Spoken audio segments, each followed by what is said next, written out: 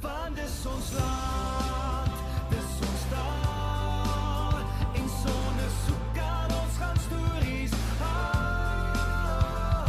we lewe in die duine hoge bo uit sand, die helder see en die goue straat, die landskap wat oor generasies vertel, die harte wat in ritme met die golwe val, ons land, ons taal. Dag sê en welkom by nog 'n uitsending van Kletskompas. My naam is Augetto Graig. Vandag is die 4de Oktober 2022. Dit is 'n dag om jou kantoor te verbeter. So doen dit graag. Net hierna sal ons afskop met 'n onderhoud wat Aina Koyo van Smelle Koffie met Katrin van Sail van O&L Leisure gedoen het oor hulle betrokkenheid en voorbereiding vir die komende Namibië Toerisme Ekspo wat van die 3de tot die 5de November sal geskied. En daarna sluit Henriette Lamprecht by my aan. Ons sal die nuusgesprek doen. Bly by ons.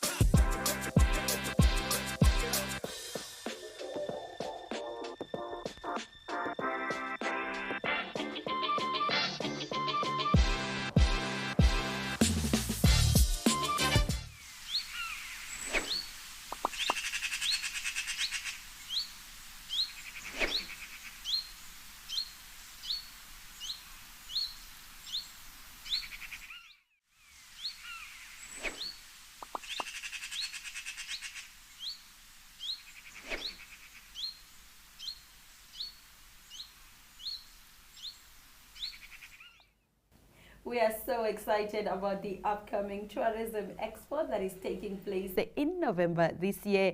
We will be showcasing all our exhibitors and so that they can explain to all of us what we can look forward to at the Tourism Expo. Now joining us in studio this morning is a digital marketing executive at O&L. Her name is Katrin van Sail. Hi, how are you? I'm good, and yourself? I'm good. This is such an interesting title, digital marketing executive. Yo, it sounds so fancy, like it's a big position. Tell me about this title and what you do in your line of work. Well, in my line of work, I work specifically for the leisure company. Yes. That is one of the opcos that forms part of the bigger Oldhaven and List company. Okay. And what I do there is that I actually take care of all of our digital platforms, our channels, make sure that our properties are always, exhibited in the best lights. Okay, awesome. and create content for our properties that show our guests how amazing the experiences actually are. Awesome stuff. Now, please tell us why you're joining this year's Tourism Expo. So this year at the Tourism Expo, we are actually showcasing the new Mukuti experience, the Mukuti Tosha experience. So our beloved lodge at the Namatoni Gate has gone through a refurb process throughout this year. And we are very excited to show you guys the new Mukuti Tosha experience at this year's Tourism Expo. So we're very excited to take part. So what are you looking forward to at the Expo, like in your personal capacity and also in the capacity of your work? What is that one thing that you are really looking forward to? We are really looking forward to interact with our future guests, to really have that connection, to show them our very, very wonderful new product, and actually to see what they think about our new reimagined experience at the Mukuti Tosha. Oh, wow. And what do you have to offer everyone who's coming, your guests? What experience are they going to walk away with? The experience we want to really show them is how we took the old Mukuti Tosha that you knew and really reimagine every touch point to look at, the tasting experiences, the food experience, the storytelling, how you would normally experience a safari trip, and just how we went ahead and made it so much more special. So you revamped everything. We revamped every little thing. So the food experience will be out of this world.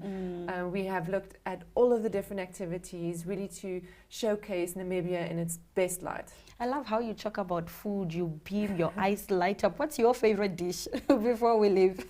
Oh, my favorite dish, I would say I really enjoy a nice braai, a nice meat experience, something that of course we are very passionate about at Mukuti as well. I love that. Thank you so much for joining us, Katrin, right here on Smell the Coffee. This has been Katrin van Zyl.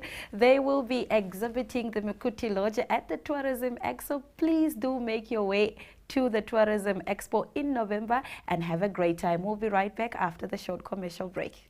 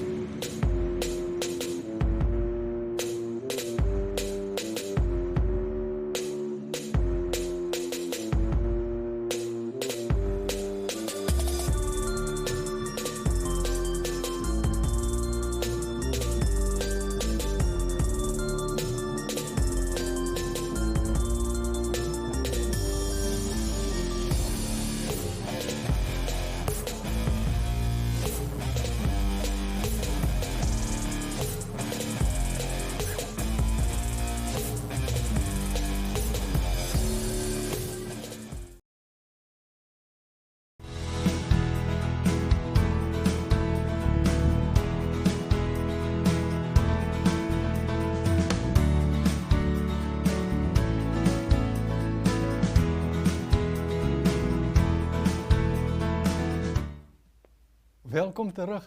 Hier by my vir die nuusgesprek is Henriette Lamprecht. Hallo Henriette. Hallo Augetto, hoe gaan ons, wat is die dag? Maak jou kantoor, verbeter jou kantoor. Okay, ek sien daar het mense honde saamgebring en resies gejaag, so ek daag jou uit vir 'n resies op jou stoel as ons hier klaar is. 'n Stoelresies, ek hou daarvan. En dit is so lekker dat ons vandag op die voorblad 'n foto het met 'n bietjie glimlag, 'n bietjie goeie nuus. Goeie nuus. Augetto, ek weet nie of dit al met jou gebeur het nie, wat jy maak jou motor vol petrol en daarna dan kom die. So ek moet nou eers wag. Hoopelik teen die tyd wat eintlik baie vinnig is daar nog 'n rand af so. Maar dis goeie nuus. Hoopelik, maar hierdie rand is van môre af. So moet nou nie vandag gaan volmaak nie. Wag eers tot na middernag en dan gaan maak jy vol. Geniet dit daar. Maar kom ons gaan voort en bespreek bietjie daai verwikkelinge daar by Mitko. Ja, Augetto, ons het nou al baie Ronel Rademeier en Elvira Hattingh, ons landbou verslaggewers het nou al omvattend geskryf oor Mitko en die benarde situasie wat daar heers. En nou hulle het 'n vergadering gehad en beesprodusente wat nou daarop aandring dat 'n ondersoek met onafhanklike ondersoek, nie 'n regeringsondersoek nie, 'n onafhanklike ondersoek met internasionale kenners gedoen word om te bepaal of die kennis en vaardighede wat daar is, genoeg is vir Mitko om in 'n mededingende mark op te tree. Wat nou ook belangrik is die 5 jaar aan een wat hulle nou al verliese maak en vir die finansiële jaar 2021-22 het hulle 206 miljoen verlies, die grootste verlies nog ooit, en hulle markaandeel het ook geval van 80 na 40%. So ja, so dit lyk glad nie goed nie. Ja, nee, dis erg. Maar dis ook hoekom hulle die nuwe leierskap nodig het. Ek sien hulle het nou daar vir meneer Pieter verkies. Ja, so kom ons hoop hy kan bietjie regryk daar. 'n verskil maak. Ja, 'n verskil maak. Want regtig, dit is 'n belangrike inkomstebron, maar ook net vir die hele land se ekonomie en se welsyn. Ja, en ons beesprodusente, ons landbou lewer 'n geweldige bydrae tot ons bruto binnelandse produk. Ek kan nie glo ek kan daai woord uitspreek nie, maar in elk geval so dit is baie belangrik vir ons en vir ons boere en voedselsekuriteit natuurlik. Baie waar. Kom ons gaan voort na daai storie wat jy daar geskryf het oor die stigter-president se kantoor. Ja, in Januarie 2020 en ons weet dit was nou net voor COVID uitgebreek het. het Blueprint Consulting Engineers 'n kontrak geteken vir die opknap en herstel van ons stigterspresident Sam Nujoma se kantoor. Hulle het al hulle pligte uitgevoer, hoeveelhede lyste en goed opgestel, faktuur uitgestuur, laas jaar nou al en dagvaardiging in April vanjaar wat nou net geïgnoreer is, maar Blueprint Consulting wat nou sê ons soek asseblief ons 300 is oor die 300.000, 387.000 vir dienste gelewer, ja.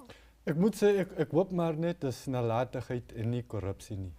Ja, Augetto, en ek kry so die gevoel die verskoning gaan gebruik word. Ek het nou spesifiek genoem van dit was net voor COVID. En jy weet mos nou self, alles COVID kry die skuld vir alles. Ja, Dis soos die vrou of die ma.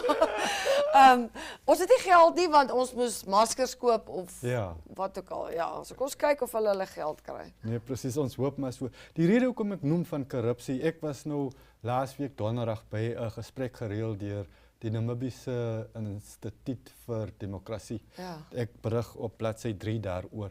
En daar het meneer Graham Hopwood, professor Johan Coetzee en die Molekeni Nujoma gepraat. Nou, Hopwood en Coetzee is voorste navorsers. Hopwood is mos nou die uitvoerende direkteur van die Instituut vir Openbare Beleidsnavorsing, IPPR. En professor Coetzee is by NAST. En die Molekeni Nujoma, hy beskryf homself as 'n pas vrygelate politieke gevangene. Okay. Ons sal almal onthou onlangs daai protes by Chinatown. O ja, Hy moet gaan sit het. Maar hulle het gepraat oor korrupsie en dit was 'n baie onnigterende gesprek, want mens besef nie altyd die impak van korrupsie, hoe wyd versprei dit is in ons samelewing. Die professor het daar genoem dat om die vletjie te blaas is nie deel van ons kultuur nie. En dit kom met gevare. En Hopwood het uitgewys dat die wet op die beskerming van vletjieblassers, alhoewel hy aangeneem is nog nooit toegepas nie. Daar is geen begroting daarvoor om daai kantoor te vestig nie. En die Molekeni veral het genoem dat mense moet baie versigtig wees omdat mense se lewens is ter spel. Dis hoekom hulle nie net aanmoedig dat elk gaan kla oor iets nie, Augetto. Presies. So hierdie probleem is 'n baie groter probleem as wat ons miskien sal besef. En ek het 'n videoetjie saamgebring oor daai geleentheid wat ons net hierna sal speel, maar daarna sal ons gou die spotprent kyk en dan sal Jo-Maré Duddy vir ons die nuutste uit die sakenuus bring met die Market Watch insetsel. En ons sal ook Elvira Hattingh se onderhoud met die skoolhoof van Karstveld Academy daar op Grootfontein vir julle bring. So geniet dit als en bly by ons. Law, and that's the fish rods example, and the fact that the minister then of fisheries, Bernard Essau, got through a change to the Marine Resources Act, which allowed him almost free rein in terms of allocating fish quotas, which he then used for corrupt purposes. Now, that's why I'm saying, we have to not allow people to trivialize or undermine the seriousness of corruption, because by claiming you're corrupt as well, when they are involved in the system or enabling the system, possibly directly involved in gaining from it as well, which produces corruption. And that's just one example that just to demonstrate that we need to sometimes be quite clear about our definitions and to make sure that we are not allowing people to make excuses by broadening the definitions or the examples. Thank you, Graham. I think I would concur with what Graham is saying in as far as the definition is concerned, because I think the most important element in the aspect that we must be able to take away from is that there is a conduct of dishonesty. Conduct of dishonesty that ultimately breaks the trust that the society has in a particular person. Whether you are entrusted with an office, whether you are entrusted with a responsibility. So it has to deal with the moral aspect of a person in terms of, in as far as dishonesty is concerned. And that dishonesty or fraudulent act or action that is done by a person always has another person who is at the receiving end. So in other words, it means that you benefit and the majority suffers. And those are really, when we speak to the core of the definition of what corruption is about. And ultimately now, it would then include a lot of other elements such as bribery and methods of achieving what you want to do. But you ask a fundamental question to say, what is the impact of corruption in a country like Namibia? So part of the practical issues or matters that we can relate to, because of corrupt practices in the country, today we have a deficiency. We have not built any hospital as a country since independence. We've managed to build few clinics, but those clinics don't have tablets. Because somebody who was entrusted with the responsibility to make sure that there are Panados, high blood pressure tablets, those people are not there. That money has disappeared and gone into private pockets.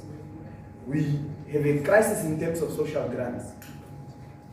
We can't be, the social protection nets that we have as a country, we can't be adequately funding them because the people who were entrusted with the responsibility became dishonest in administering those funds.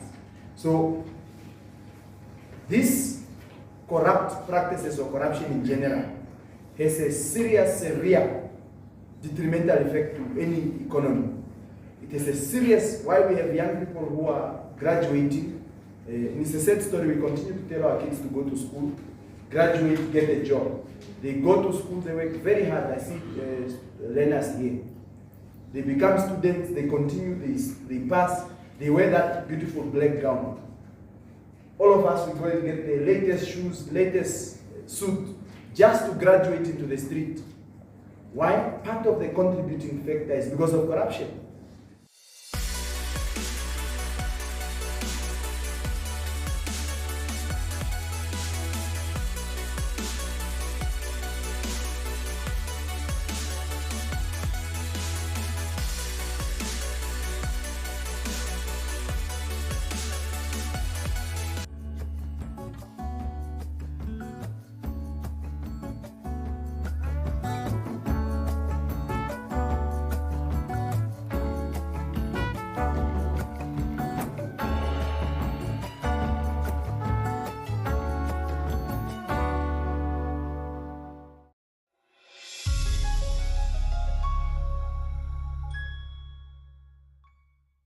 Meer as 78.600 passasiers vanuit ander lande het in die tweede kwartaal vanjaar deur Namibiese lughawens in die land aangekom. Dit is sowat 136% meer as dieselfde kwartaal verlede jaar. Die besettingskoers in Namibië in Augustus was 61% vergeleke met bykans 21% in dieselfde maand verlede jaar. Volgens die Gasvryheidsvereniging van Namibië ontvang hulle terugvoering van toeriste wat die land wil besoek, maar weens 'n tekort aan huurmotors en vlugte nie kan nie. Dit beteken daar is weer 'n vraag na Namibië as toerismebestemming, iets waarop die land kan kapitaliseer om die ekonomie te stimuleer.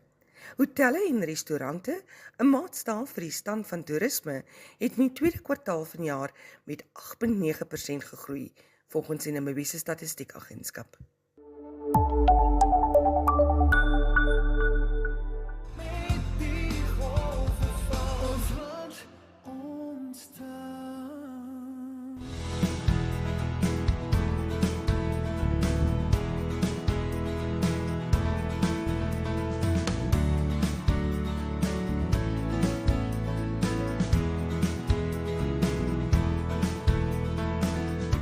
Januarie 2021 sy deure oopgemaak en ons het kinders van graad R tot graad 12 ingeskryf vir die Namibiese kurrikulum en dit was 150 leerlinge om presies te wees waarmee ons begin het.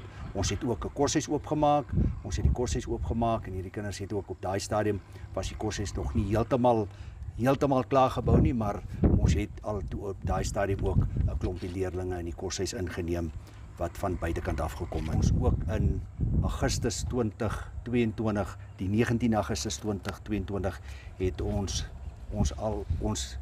inhuldiging van ons skool gehad en ons was bevoorreg ook dat ons visiepresident sy excellensie Dr. Nangolo Mbumba was dan ook by ons skool wat dan hierdie fasiliteit amptelik ingehuldig het en ons het ook 'n mooi plaatjie aangebring as gedenk en as ereerkenning teenoor ons visiepresident tydens hierdie inhuldiging. Karstveld is 'n privaat skool, ja, dit is ook geregistreer as 'n privaat skool en dis wat ek nou net gesê het, ons volg die Namibiese kurrikulum en dan ook binne die raamwerk van ons ministerie van onderwys volg ons dan nou en bestuur ons hierdie skool op dieselfde basis. Deeglik 193 kinders in die skool waarvan 54 kinders in die koshuis is.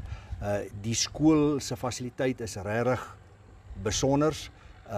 Ons het 2 personeelkamers, ons het 'n pre-primêr afdeling of 'n junior afdeling wat heeltemal toegebou is waar ons kinders met groot veiligheid en sekuriteit kan huisves en waar die onderwysers hierdie kinders kan leer van graad R tot graad 3 toe. Ook het ons toegeruste laboratoriums, ons het 'n biologie laboratorium, ons het ook 'n wetenskap, die science laboratorium en 'n chemiese laboratorium en dan het ons ook 'n baie pragtige saal wat vir ons opgerig is by die skool. So wat die klaskamers ook aan betref, die klasse is wel toegerus, pragtige klasse binnekant, witborde en dit is regtig 'n geleentheid wat aan enige kind gebied kan word waar hy kan kom en sy drome kan najag. Ja, die toekomsplanne vir die skool is baie duidelik. Ons is suiwer ingestel op akademiese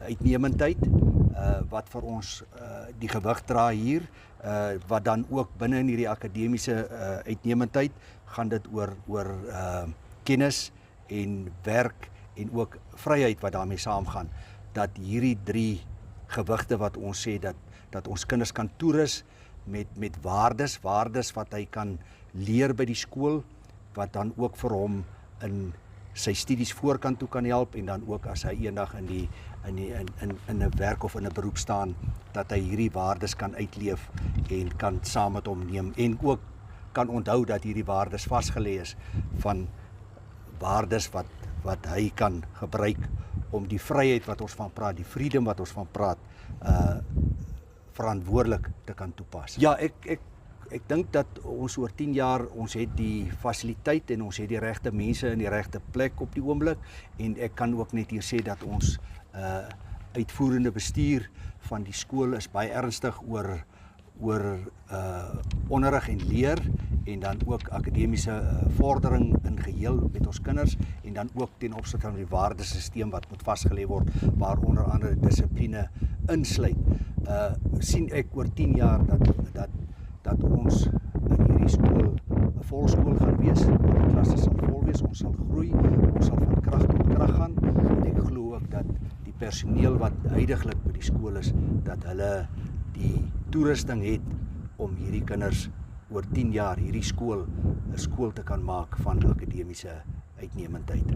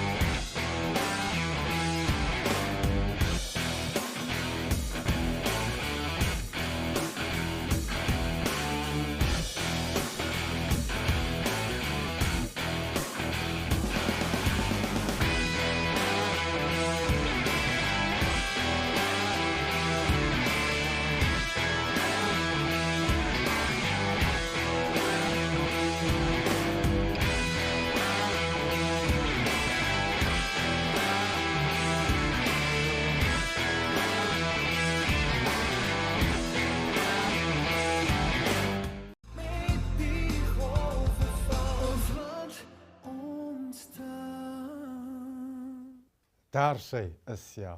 Dit was nou 'n baie lekker volprogram en soos ons nou amper tot by die einde kom, wil ek net vir julle vinnige manne daar buite herinner, op die laaste blad van Vandag se Republikein kan julle 'n bietjie meer lees oor motorsport en die planne om meer paaie daartoe te lei. Maar met dit van almal hier in die ateljee, wens ons julle 'n lekkere week vorentoe en voorspoed tot op die naweek. Baie dankie, totsiens.